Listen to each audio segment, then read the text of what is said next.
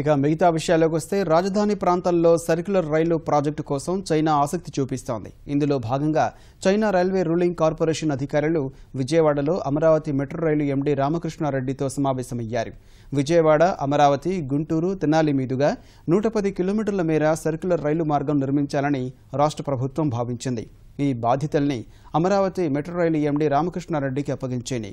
China సంస్థ CEO Kai an నేతృత్వంలోని 4 ఉన్నతాధికారుల బృందం ఈ సమావేశంలో పాల్గొంది. గతంలో మలేషియాలో 100 కిలోమీటర్ల మేర సర్క్యులర్ రైలు ప్రాజెక్టును నిర్మించిన అనుభవం వీరికి ఉంది.